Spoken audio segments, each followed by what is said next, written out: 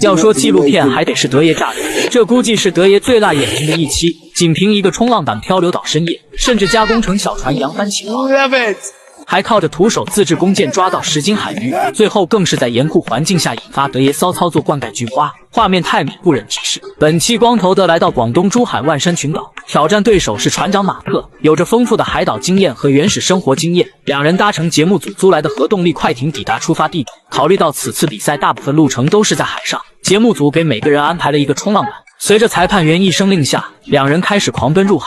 比赛刚一开始，马特直接就近找了个海岛靠岸，德爷则是选择了一条不同寻常的路。不擅长游泳的他不准备及时靠岸，反而直奔终点而去。当马特已经靠岸寻找物资的时候，光头德还在海里扑腾。当马特爬到山顶寻找庇护所的时候，光头德依然在海里扑腾。当马特在岛上安顿好的时候，光头德还是在海里扑腾，搞得节目组都准备好救援了。没想到德子猛一发力，这才上岸。不曾想这冲浪板一不小心给弄丢了。由于天太黑了，只好先找了个乌漆嘛黑的山洞睡上一晚。第二天一早天还没亮，德子就抓紧时间起来寻找冲浪板。这要是真丢了，比赛就可以到此为止了。毕竟接下来的路程有一半是在海上。马特这边带着他的冲浪板已经开始寻找物资了，很快抵达一片竹林，这可是好东西。砍了几根竹子制作水壶，3下5除2做好备上就出发。随后找到一个干净卫生的山泉水池，装满水壶准备出发。光头德火急火燎找了半天，总算是在海岛的一个角落里看到冲浪板，迫不及待捡起来，对着冲浪板就是一顿输出。好一顿教育之后，才继续往丛林里去寻找物资。不多时就发现了一片野生芋头，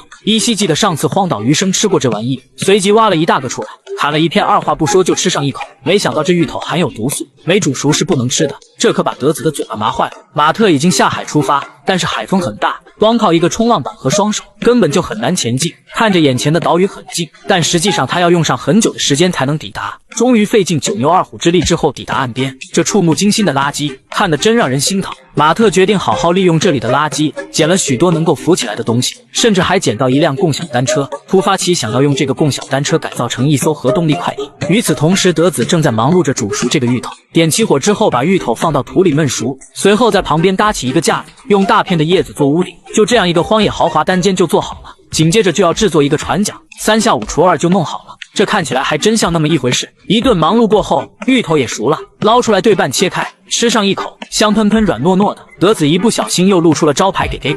时间很快来到第3天，马特的共享单车游艇完工了。下海一事果然出乎意料，这轮子是没办法前进的，这说明前面一整天的工作都报废，只好回到岸边重新制作一个船桨才能出发。德子这边已经开始改造冲浪板，不同的是光头的聪明绝顶，直接用捡来的铁棍子烧红了穿过冲浪板，然后用竹子在四周加固，简单单有条不紊地做了一个快艇，很快就完工下海，顺利浮起来并且出发了。马特则是饿了要找点东西吃，快速做了个捕猎工具，来到海边巡逻，很快就在一个鸟不拉屎的水坑里找到一条10斤大鳗鱼，瞄准发射一气呵成，直接冲出去一把抓住。没想到这鳗鱼自己给自己打2结，马特直接开膛破肚，原地吃起了鳗鱼刺身。咱也不说这味道咋样，他吃着吃着就想念自己的妻子，吃饱喝足，点燃火焰，做起了烟熏鳗鱼。傍晚，德子抵达另外一个海岛，升起了生命之火，就地睡上一晚。第4天，马特一大早就出发了，德子则是还在准备伙食。他把3根竹子绑在一起，徒手制作了一把弓，他准备利用这把弓在海里抓鱼吃。随后他在岸边用打野刀制作一个尖锐的剑，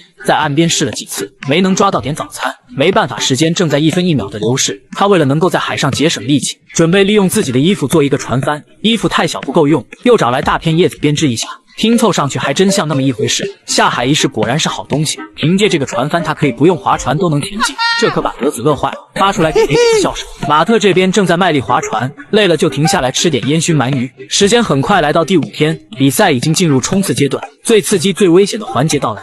长达20公里的开放海域和突如其来的风暴让难度加大，德子则是还在为他的伙食操心。连发几箭之后，总算是抓到一只海鱼，在船上无法烹饪，只好吃点刺身。紧接着他愈发觉得口渴，但是淡水早就喝完了。此时他对自己的菊花产生了想法，据说在菊花塞点富含淡水的鱼内脏可以补充水分。毫不犹豫地脱下裤子，朝着菊花不断灌溉营养。此操作过于辣眼睛，各位看官谨慎观看，一不小心船帆都给干倒了，只好抛弃船帆开始划船。此时两人都已经看到了终点，全力前进。最后德子靠着自己无尽的骚操作，先一步抵达终点，赢得了比赛。